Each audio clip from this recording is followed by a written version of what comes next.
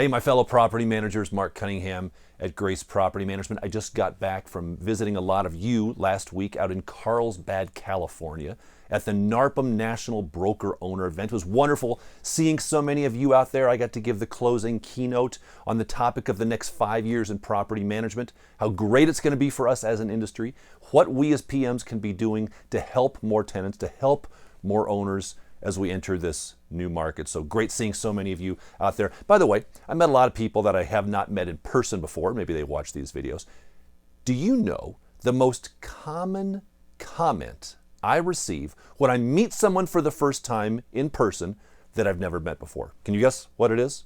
Well, if you guessed, gosh, Marc, I didn't know you were so tall, then you're right. That's the most common thing I hear. I'm about 6'4". And they say, gosh, I watch your videos. You didn't look so tall on the video. Maybe I need to have like a measuring stick behind me here. They don't say like, I love your videos, or man, you're good looking, love that hair. None of that, none of that. It's just, boy, you're really tall. That's what I hear. Anyway, I digress. So, have you had a call recently from a prospective owner client considering hiring you, but they don't need you to find him a tenant? Maybe they already have a tenant living in the property, or maybe they're going to find their own tenant. They just want you to manage their existing tenant. So let me offer you some thoughts, suggestions, maybe best practices around how to navigate that, because it's not what we all do. We all typically do property management and leasing, but so how do we operate within that? So there's two categories of owner clients in this situation.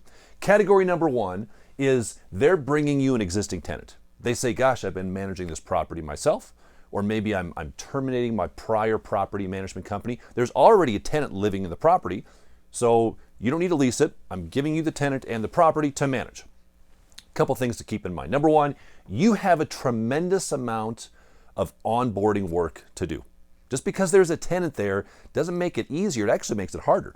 Because at a minimum, at a bare minimum, you are sitting down and you're getting this lease agreement, which isn't yours, and you're going to have to read through this lease agreement line by line by line, because you are required by law to abide by the terms of that lease agreement. And if there's some crazy language in there, guess what you have to do? Enforce the crazy language.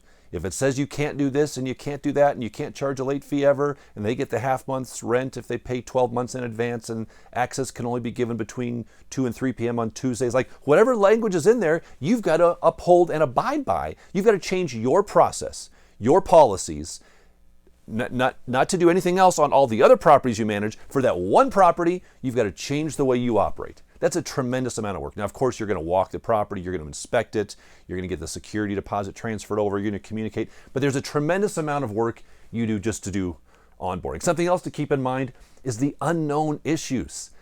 I'm a cynical person. So even when an owner client hires us and they're like, hey, tenant's great, I have no problems with this tenant. The cynical part of Marc goes like this.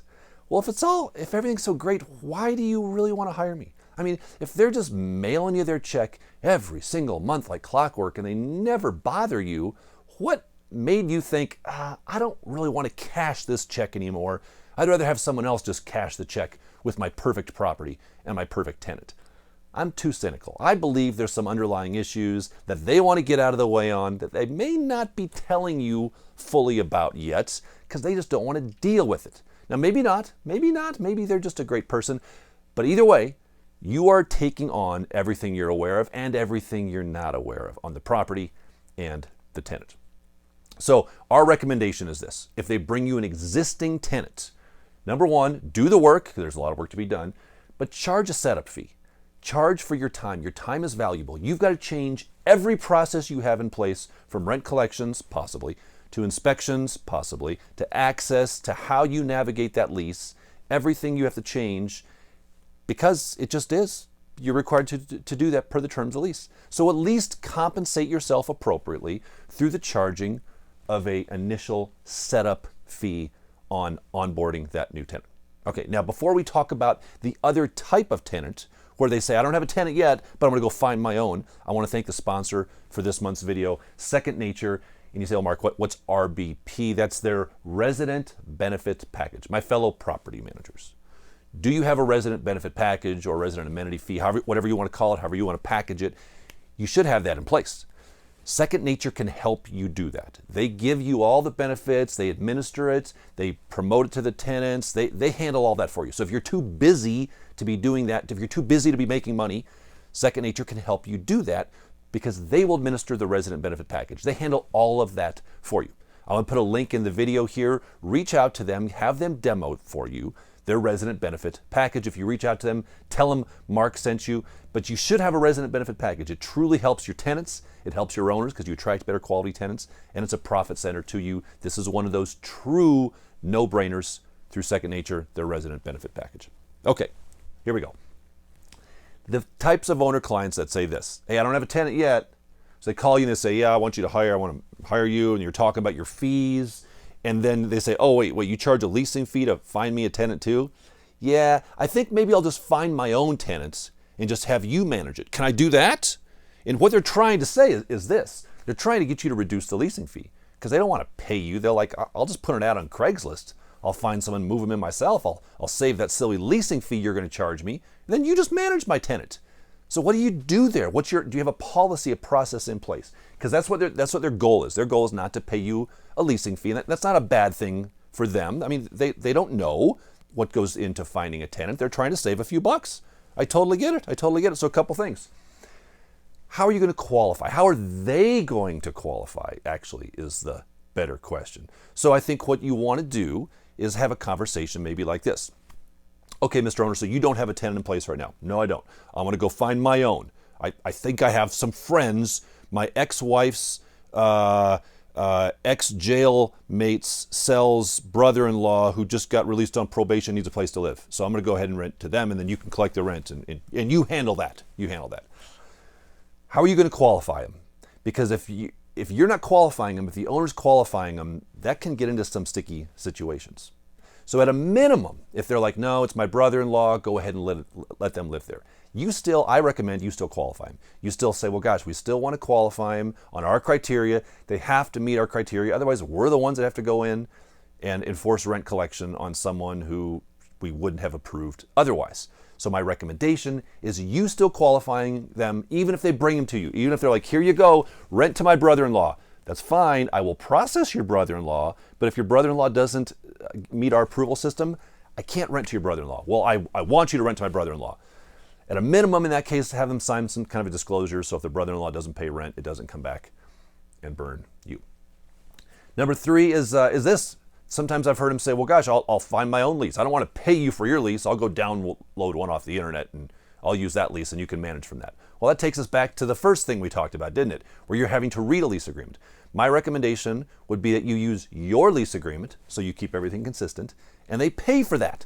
So again, even at a minimum, if they're like, no, I'm giving you the tenant on a silver platter, don't charge me a leasing fee. My recommendation is to say, well, we're still going to qualify them. We're still going to use our lease agreement. So we may not be marketing the property. Maybe we're not going to do all the marketing efforts, but we're still going to qualify them. We're still going to sign our lease agreement side of things. So some final recommendations as it relates to that. Number 1 recommendation, you qualify them. Don't let the owner make that decision. They're going to run into fair housing issues. They're going to do something illegal. You're going to get stuck with that. So you qualifying them. Recommendation number 2, you use your lease. Not only don't encourage them to go get their own lease, but don't allow them to get their own lease. You have the expert lease. That's one of the things they are engaging with you for, is your expertise in your properly structured and fully legal lease agreement.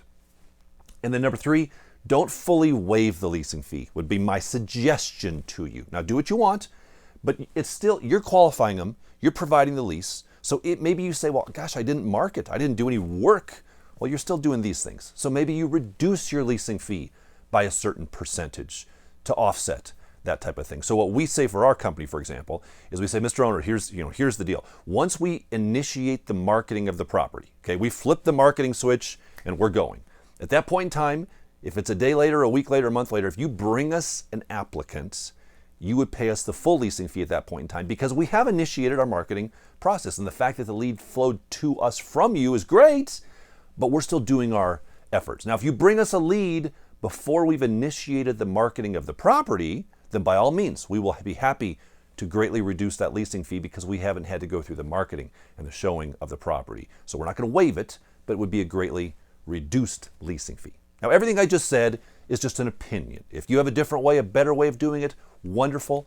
I hope that works for you, but you want to make sure you have a process in place so you don't find yourself in those situations scratching your head being like, gosh, well, would we reduce that? Can you bring your own tenant? Can you bring your own lease? Well, let me think about that.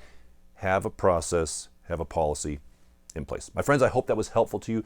If you want more of this, jump on our website, pmbuild.com. You can find information on setup fees, on our income training. Have you gone through our income training? We teach you how to make money in this crazy business we're in. We've got all sorts of information. You can visit our office, sign up there to visit our office. We've got a couple more slots open for that.